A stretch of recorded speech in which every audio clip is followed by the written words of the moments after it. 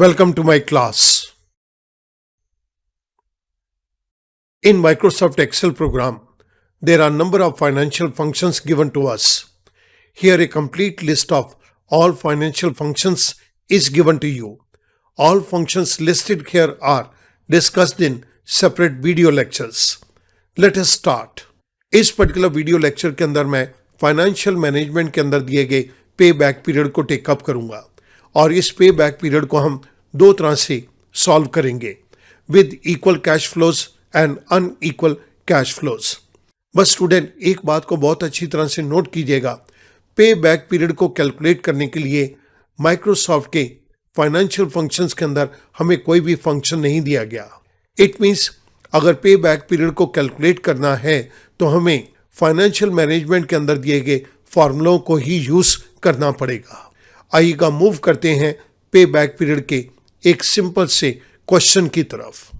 इस particular Excel sheet के अंदर मैं पे बैक पीरियड के क्वेश्चन को टेकअप करूंगा, लेकिन सबसे पहले हम पे बैक पीरियड के मीनिंग को अंडरस्टैंड करेंगे। Payback period is the length of time for an investment to recover initial investment made in a project.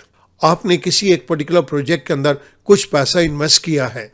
जितना पैसा आपने इन्वेस्ट किया है वो पैसा आप कितने समय के अंदर रिकवर कर लेंगे, दैट इज पे बैक पीरियड।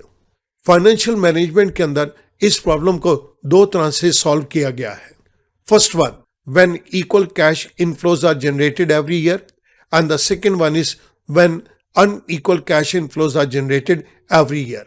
इन दो पॉइंट्स के लिए हमारे पास दो डिफरेंट फंक्शंस हैं। When equal cash inflows are generated every year, then payback can be calculated as initial investment divided by annual cash inflows. जब हमारे पास unequal cash inflows हो तो उस केस के अंदर payback period को कैलकुलेट करने के लिए हमारे पास फॉर्मूला है P plus parenthesis start B divided by C parenthesis close. ये PBC ये एब्रीविएशंस है। मैं आपके सामने इन एब्रीविएशंस को क्लियर कर रहा हूं। P refers to number of years immediately preceding the year of final recovery of amount. जिस साल आप फाइनल अमाउंट को रिकवर कर रहे हैं उससे पहले जो भी समय आएगा that is P. B refers to balance amount to be recovered in the year of final recovery period. जो भी बैलेंस अमाउंट आप फाइनल ईयर के अंदर रिकवर करेंगे that is B. C refers to cash inflow in the year of final recovery period. Final year के अंदर जो आपने कैश इनफ्लो लिया है दैट इज C. मैं इन दो फॉर्मूले की हेल्प से अब आपके सामने एक पर्टिकुलर क्वेश्चन को टेकअप कर रहा हूं। हमारे पास नीचे दो डिफरेंट प्रोजेक्ट्स दिए गए हैं, project A and project B। दोनों का लाइफ स्पैन 5 ईयर्स का है और दोनों के अंदर इनिशियल इन्वेस्टमेंट 60,000 की है। लेकिन प्रोजेक्ट A के अंदर जो कैश इनफ्लोज हैं वो इक्वल अमाउंट के अंदर हैं, लेकिन प्रोजेक्ट B के अंदर हमारे पास जो कैश जनरेट हो रहा है, कैश इनफ्लो है, दैट इज अनइक्वल। मैं इन दोनों को आपके सामने राइट साइड के ऊपर कैलकुलेट कर रहा हूं। प्रोजेक्ट A के अंदर पे बैक पीरियड को हम कैलकुलेट करने जा रहे हैं। This is equals to initial investment is 60,000। मैंने ये 60,000 पे क्लिक कर दिया, divide by annual cash inflows. Annual cash inflow हमारे पास 15,000 का है और ये सभी ईयर्स के अंदर सेम है। सो मैंने D12 बाय D13 कर दिया। I press enter, this comes to 4 year. अगर आप बहुत ध्यान से देखेंगे तो यहाँ पर इन 4 सालों के अंदर आप अपना प्रोजेक्ट की कॉस्ट को रिकवर कर रहे हैं। This is the payback period in case equal cash inflows are generated. मैं इसको कलर कर देता हूँ। इन 4 साल के अंदर हमने अपने इनिशियल इन्वेस्टमेंट के अमाउंट को रिकवर कर लिया। So the answer is 4। जिस पर्टिकुलर फंक्शन को हमने यहाँ पे टेकअप किया है वो मैं आपकी रेफरेंस के लिए राइट साइड के ऊपर दे रहा हूं। 60,000 divided by 15,000 we get the answer 4। अब मैं प्रोजेक्ट B को टेकअप कर रहा हूं।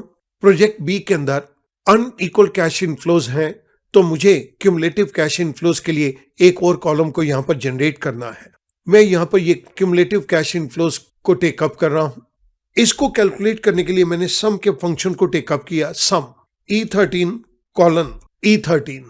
फर्स्ट वाले E13 को मैं एब्सोल्यूट रेफरेंस के अंदर कन्वर्ट कर दूंगा और सेकंड वाले को हम रिलेटिव रेफरेंस में ही रहने देंगे। सो फर्स्ट ईयर मेरे पास क्यूमुलेटिव कैश आ गया 15,000।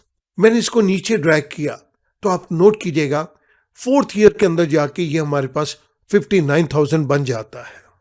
मैं इसको नीचे ड्रैग कर देता हूं तो फिफ्थ ईयर के अंदर टोटल कैश हमारे पास 64,000 का आ गया। मैं क्यूमुलेटिव कैश इनफ्लोज के बेस के ऊपर प्रोजेक्ट बी का पे बैक पीरियड को कैलकुलेट करूंगा। I write it here equals to, जहां पर अनइक्वल कैश इनफ्लोज है वहां पर हमारे पास फॉर्मूला ये डिफरेंट दिया गया है, P plus parenthesis start B by C parenthesis close. मेरे पास P number of years immediately preceding the year of final recovery of amount. Final recovery of amount हमें फिफ्थ ईयर के अंदर हुआ, उससे पहले जो प्रीसीडिंग ईयर है दैट इज 4, तो ये मेरा P आ गया। प्लस अब मुझे B की वैल्यू लेनी है, balance amount to be recovered in the year of final recovery period.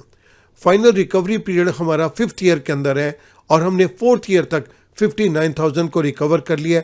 It means 1,000 rupees हम फिफ्थ ईयर के अंदर जाके रिकवर करेंगे।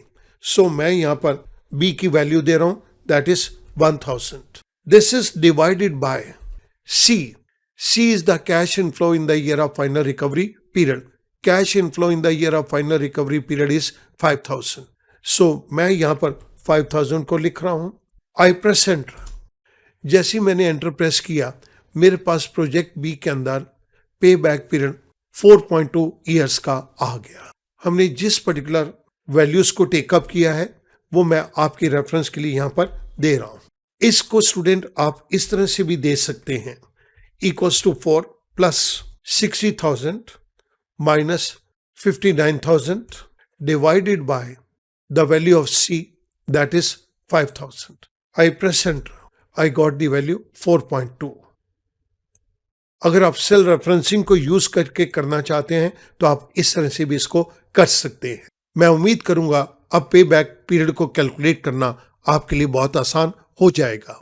Thank you very much.